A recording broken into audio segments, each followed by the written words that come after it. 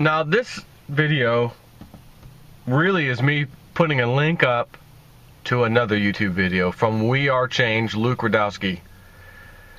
He and the dollar vigilante dude, Jeff Berwick, I believe is his name, decided, let's go hands-on, in your face, to Venezuela to really see how this socialist paradise is working out over there, what it's really like to be there, rather than hearing stories of food lines and, you know, corruption and killings and murders and all this stuff happening because the country's collapsing and is in an epic hyperinflationary mode right now as we speak. Let's physically fly over there. And they have video footage. It's just them two essentially being videoed, you know, by whoever they took as their cameraman. And there isn't, I don't think there's one thing they said that's like, oh, well, besides all that, this is actually okay. From the waiter waiting on them, the attitude sucks, he said. He said, I'll be honest, I don't know if this is like a Venezuelan society thing, of how they, you know, we felt like they're just mad and not happy to be here and pissed off, like they weren't real good as a waiter. Is it because of the problems they're dealing with here, or is this just the way that it is over here? You know, he's like, we don't know. Is this a cultural thing, or we're not sure? I'd lean more to the sides of your country's collapsing. Yeah, these people probably aren't happy because of that. Not because some foreign USA dudes came in to actually go to their establishment and eat, which means he gets paid. I'm going to lean on the side that your country's collapsing and you're pissed off, and that's why you're upset at the world at the moment. The menus had a piece of paper folded in where all the prices are, because he says daily they have to change the prices because of hyperinflation. Every day the price changes because of hyperinflation. They can't print out new menus, it costs them a fortune. So they just get a piece of paper, fold it over, tape it to the menu where the prices are, and write on it, here's the new price for today. They showed a little bag they had, a little backpack type of deal they had, in which they had to convert U.S. currency to Venezuelan currency. And it was a bag full of money. If this was United States dollars, you would have thought you guys just got done doing a huge drug deal, and you have tens of thousands of dollars sitting in that bag. Maybe more.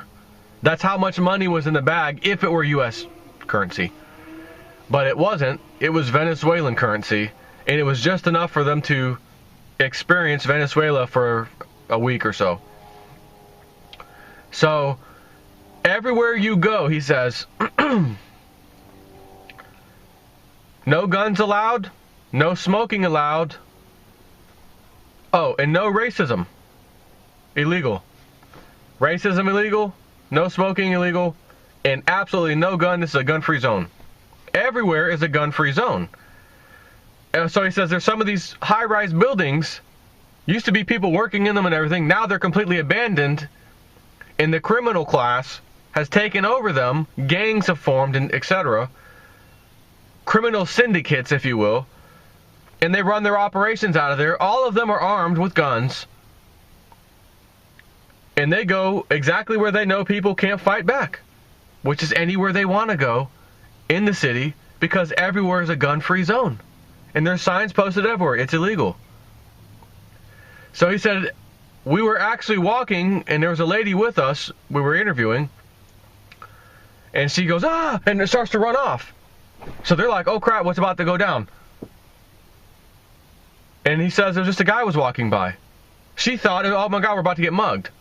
That was a default mindset. Oh my God, there's somebody out here, and ran off. It was actually lucky for them. It was just a guy walking by. Nothing happened. And so this is his story. He says, as soon as we went to the hotel, they kind of, you know, the reaction of the employees was, oh, okay.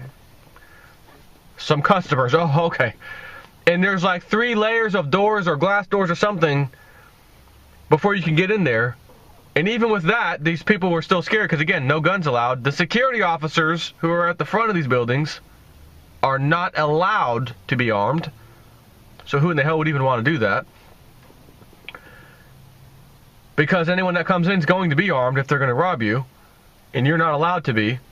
So these people are used to that and are in fear. So the second someone comes in the door, oh my God, are we going to get robbed? Oh, some Americans actually wanted to stay here. Are you guys freaking crazy? Which they were asked a few times. Venezuela is in absolute collapse mode. The videos I did not that long ago that showed you the long lines and the people yelling, hey, throw us some food, you know, all that crap. If that's all that was going on over there, I think Venezuelans would be a lot happier than they are today. Because what he shows, that is what that's going on in Venezuela. My little video of the people fighting in lines for food, that is a beautiful day in the life of a Venezuelan compared to what is really happening, which is what he shows. This place looks like the United States just came in and liberated some bad, the people of a bad dictator and left it in ruins like we always do. It looks like, Iraq, Syria, Libya. That's what it's looking like. It literally looks like that. Like the place was bombed and,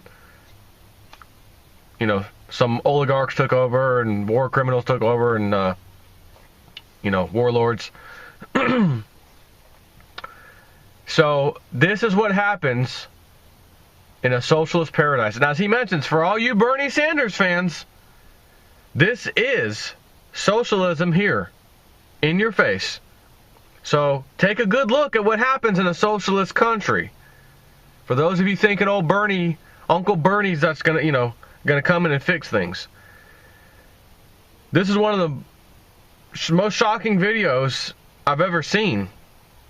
Just because you would think our mainstream media, some media entering the United States somewhere, would be filming this and showing this. You don't even know it's happening. And what you do know is happening isn't even close to what's really happening, as you're going to see. It is that bad over there. And you got Luke Rudowski, the dollar vigilante, with him, telling you, here we are, take a look around us, here's what's going on, here's what we've done. And they've got a few videos right now on this, 2 or 3 videos that I saw.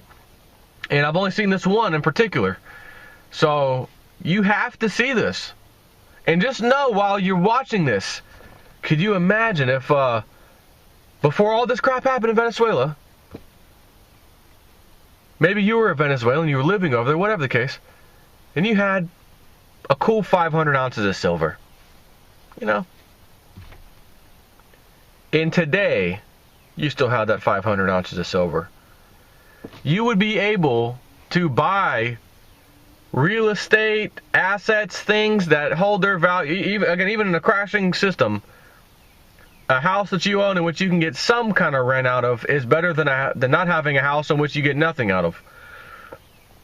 And especially if you say, okay, I'm going to sell some of my silver to buy a house in Venezuela.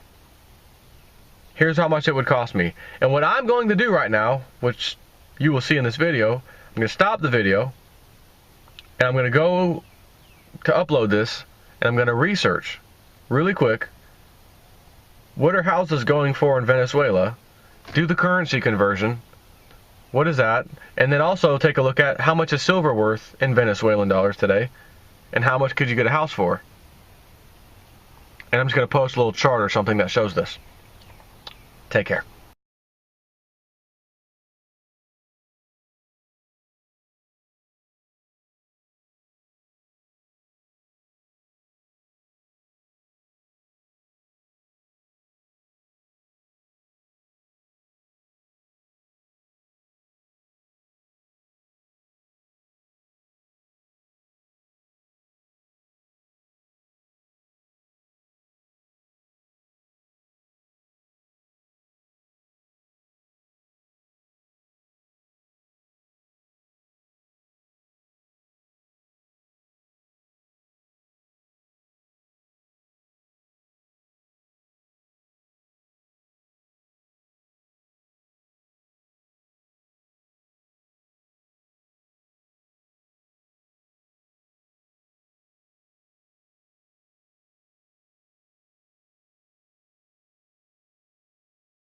country's collapsing and is in an epic hyperinflationary mode right now as we speak. Let's physically fly over there. And they have video footage. It's just them two essentially being videoed, by whoever they took as their cameraman. And I don't think there's one thing.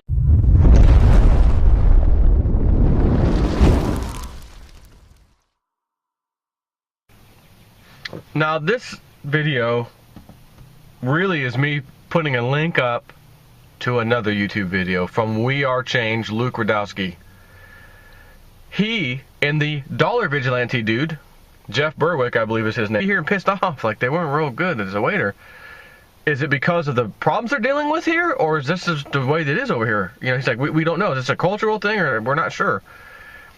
I'd lean more to the sides of your country's collapsing. Yeah, these people probably aren't happy because of that. Not because some foreign USA dudes came in to actually go to their establishment and eat, which means decided, let's go hands-on, in your face, to Venezuela to really see how this socialist paradise is working out over there, what it's really like to be there, rather than hearing stories of food lines and, corruption and killings and murders and all this stuff happening because the country. They said that it's like, oh, well, besides all that, this is actually okay. From the waiter waiting on them, the attitude sucks, he said. He said, I'll be honest, I don't know if this is like a Venezuelan society thing, of how they, we felt like they're just mad and not happy to be